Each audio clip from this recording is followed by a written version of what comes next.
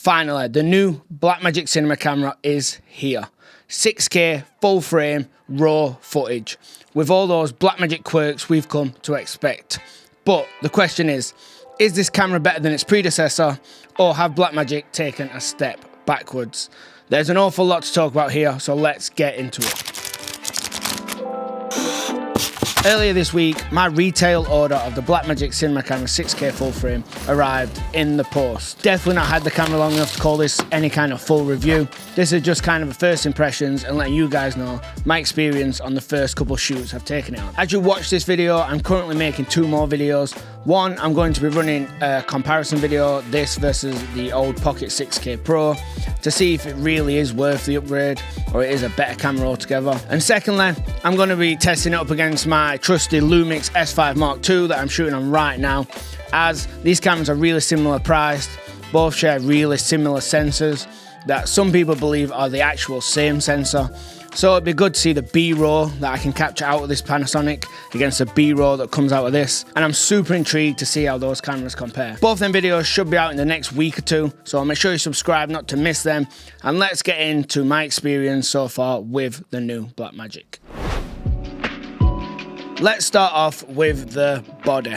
This thing is very similar to the old pocket cameras. There is a short flange distance, as you can see here. I mean, once you're shooting on this thing, after around 5 minutes of shooting, you forget that it's even got a different mount. Someone did comment on one of my posts saying it's almost like a taller 4K, and I would have to agree to that. It's the best way to think about this camera.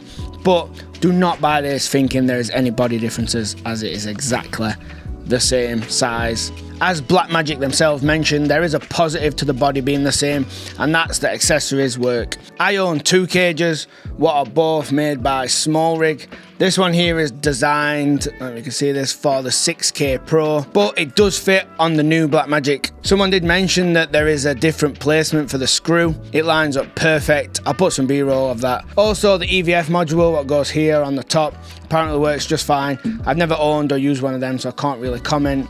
But as I said, my cages, my batteries, my battery grip have all worked fine, all transferred across fine. I guess as much as we wanted a new body design from Blackmagic, at least we ain't gotta go buying new accessories. The lenses are an advantage, as that EF glass is much heavier than like L-mount photography lenses, so it does balance a lot better in the hand.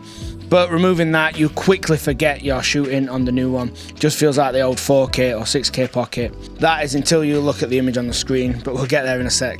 I could be wrong here. I bought the 4K Blackmagic Pocket, then I bought the 6K Pocket, and then I bought the 6K Pro. I did not remember receiving a charger in any of the boxes with them cameras. I think you always got an MPF battery so you could just put it in and shoot with the camera out of the box. But I don't think you received a charger. A charger is definitely in the box now, but what I will say is this charger is extremely cheap. It's right in line with like the cheapest chargers you could buy off Amazon. And then to top that off, it's not even USB-C. They do provide you with a little cable in the box, but this is USB micro. And that's so frustrating knowing that the camera has the USB-C port. This would be so convenient for Blackmagic to provide you with a USB-C to USB-C. It's such a missed opportunity, but I get Blackmagic trying to keep costs down and save here. The quality of the charger that comes in the box is something that Sony or Canon or the likes of Panasonic would never ever ever put in a box of one of their cameras. Moving us nicely on to battery life. I did run a battery test. I used the included charger and the included battery that comes in the box. I fully charged till the green light was on the charger. I put it straight in the camera, hit record on 6K open gate, just in 25. I'm guessing you get similar results in 24 frames per second, so no higher frame rates or anything like that. I got 1 hour and 14 minutes. Something I noticed what was strange was that the battery indicator turned red at around like 45, 46 minutes, I think it was. When I'm out on like a paid job or on set or anywhere where there's just a responsibility on me, as soon as I see a red battery indicator, I just swap my battery. I don't want to risk rolling the next take and it cutting out mid-take and me being the one like cut. We're gonna have to exchange batteries. If we swap every time the battery indicator turns red, we're leaving around 30 minutes of life still in.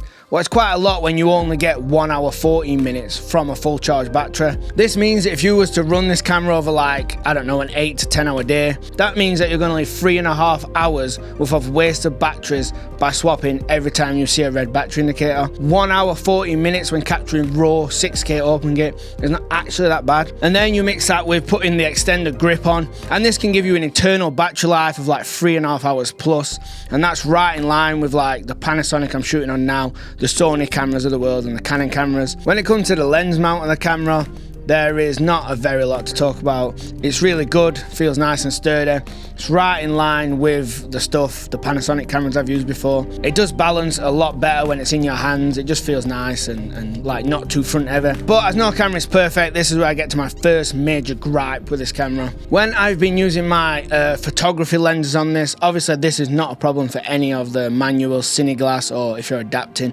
from EF, they all work fine. But when using native L-mount lenses, I've been using the stuff from Panasonic and Sigma. There is a strange issue when it comes to focusing with the focus wheel. If you move the focus ring fast, you get like a really big movement. But if you travel the same distance again, but do it in slow motion, it's a totally different amount of distance traveled on the focus. It's quite hard to articulate this problem with words. When I'm on, say, a 50mm 1.4 and I'm trying to get critical focus, so I'm zoomed in on the back of the display on the Blackmagic, and I'm slightly trying to just twist the focus ring to get someone's eyes in focus. I'll twist it a little bit, nothing will happen. So I'll push it a lot more, then it'll just jump out of focus. In the Lumix S5 II, there's an option on how the lens ring behaves, whether it's linear. So I do think that Blackmagic can fix this in a firmware update if it is the problem. I believe it is. To say this is a cinema camera, an issue like this just shouldn't be a thing. So hopefully Blackmagic can do a quick update and get rid of this problem ASAP. The media I've been using is this. It's Sabran, I'm not sure how to pronounce it, but I've come to trust this brand a lot. I use their SD cards to film this, what we're watching right now, what is B-roll. I also film on all my other cameras, what require SD cards, using those, and they've never failed me. This is a CF Express Type B. It's a 512GB. It's 1800 megabytes per second. They do like a pro version and a non-pro version. I went for the pro version. This version I have captures all quality of compression out of this camera, totally fine. And when you're backing up the footage, it is noticeably quicker. If you have a nice fast SSD in your computer or laptop, I'll chuck a link to this card in the description in case anyone's interested. But this is definitely a step forward in terms of technology and a massively welcome upgrade. I know low light is another big question a lot of people have about this camera. I'm going to be running loads of tests for low light and stuff like that in the next videos, but to quickly touch on it, I'm either capturing at the native 400 or 1250 ISO just to activate the second range of ISO. Both look extremely clean, and Blackmagic have a really bad history when it comes to fixed pattern noise. Don't get me wrong, their newest camera seems to be way better at this, and this is by far the cleanest camera I've ever used from Blackmagic. The shadows are extremely clean, the noise floor is really low, and to say this camera is brand new, that's a big deal for Blackmagic, as they always kind of release a camera, then have to tweak it to try and fix the noise patterns and stuff. But this, straight out of the box, I'm really pleased to say that it's clean. That takes us nicely onto image quality. Now, just like everyone else, I sat and watched the Blackmagic live stream, and when the specs was released that we'd lost ND filters, they were keeping the same body, etc.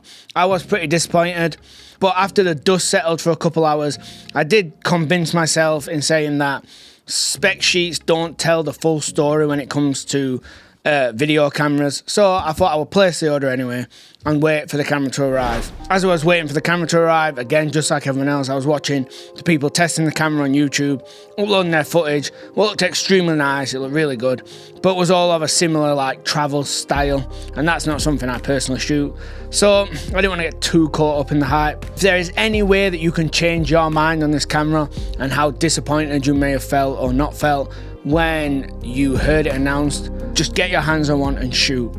Like, not to push the hype any higher, and I've really got to test this camera more, but the image quality out of this thing is beautiful. When you actually shoot something that you are used to shooting, for the price point of this camera, just looking at the back of the monitor, the image is exceptional. The out of focus, the depth has this like swirl to it, even when using photography lenses. Now this is something I'm used to seeing on like an Alexa with some cut glass, but like when I was seeing it on this like sub $3,000 camera with like a photography lens on it, I've not done any comparison side by side with this in any other cameras as I'm recording this, but what I have done is like a multicam shoot for a live band where we had the Pocket 6K and the Ursa G2. Glancing at the back of the screens, I don't know whether it's because this has an improved brighter display on it or anything like that. It could just be the monitors, but it looked noticeably better. Like that's the only way I can describe it, like the depth in the image. I'm gonna go and stick my neck on the line now, and I'll stand corrected if I'm wrong here, but I think this is gonna be unbeatable against any other similar price camera when it comes to image quality. There's a lot to be desired when it comes to function and shooting on this camera, but side by side image, I've got a funny feeling that this is going to be like the new king of quality at its price point. Post-production, for a balance of size, quality, and how easy it is for your computer to edit B-roll, it is unmatched. It is the best codec, period, for me out there. And also, to top that off, there's now the proxy. Another big talking point when it comes to this camera is rolling shutter. Now again, I've definitely not tested this enough to have like a definitive answer. I'll put the B-roll on screen now. When I was shooting with it, I did just kind of wave it around crazily, like something that you would never actually do. And it definitely is present, as we all know and expected. But if you're doing any sort of tripod work or even handheld work where you're trying to keep the camera steady, I don't think this will be an issue. Well, it's not been an issue so far for me. I mean, I might discover more as I test further with this camera. If you're someone who films like sports or goes shaking the camera for like an effect, then obviously I'd probably not use this camera. There is specific cameras like global shutter, red Komodo, whatever it is, it just makes more sense. I personally don't think there's gonna be anything to worry about, but let's just put a pin in that and we'll come back to it later in a future video. Since you made it this far in the video, I want you to comment below what tests you want to see when I put this up against other Blackmagic cameras and the other Panasonic Lumix cameras, and I will add that into my next video. So just comment below, do you like to see a rolling shutter test, low light, whatever it is, whatever comments I get, I will make sure to put them in the video and test them. In the meantime, if you want to know what it's like to shoot Blackmagic RAW out of a non-Blackmagic camera, click here.